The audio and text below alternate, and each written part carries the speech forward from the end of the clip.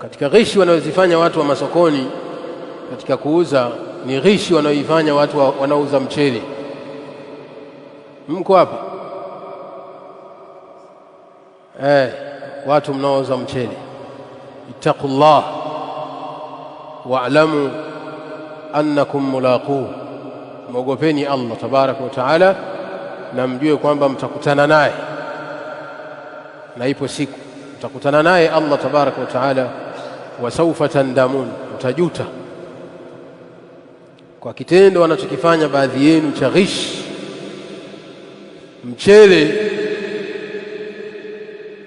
Mchele wa aina moja mtu anauweka kwenye viroba vitatu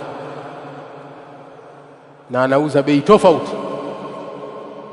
na anamwambia huu unatoka Mbeya, huu unatoka Morogoro, huu unatoka wapi. Wenyewe wanajua, sawa. Anaandika mchele kutoka Mbeya, mchele kutoka Ifakara, mchele kutoka wapi, sawa, si Songea. Kumbe ni kadhabu, anawafanyia ghish. Mchele huu yani viroba vyote hivi umetoka Kilombero au wote kautoa Ifakara, lakini anataja mikoa tofauti. Hadha ghish, sawa. Au ananunua mchele mweusi, sawa, yani asla ndio asili yake, lakini anaupitisha kwenye mafuta, anausafisha uonekane ni super. Ghish,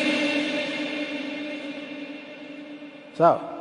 Ndio maana nikasema ukianza kuelezea ghishi katika miamala sokoni, hadith wala haraj. Ndio maana Umar ibn al-Khattab alikuwa anapitisha bakora kwa wafanyabiashara, akigundulika anafanya aina ya udanganyifu, yani hali ambayo haieleweki katika mauzo, pigwa viboko na anafukuzwa sokoni,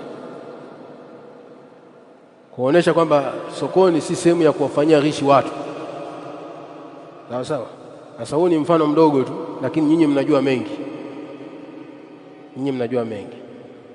Wacha kuosha mchele na mafuta, uache. Kama ni mbaya ubaki ubaya hivyo hivyo.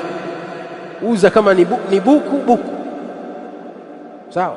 Kama huu ni kwa namna ulivyo ni 1500 خلاص, sawa sawa. Lakini sio unafanya ghishi watu na usafisha na mafuta unauza 2800,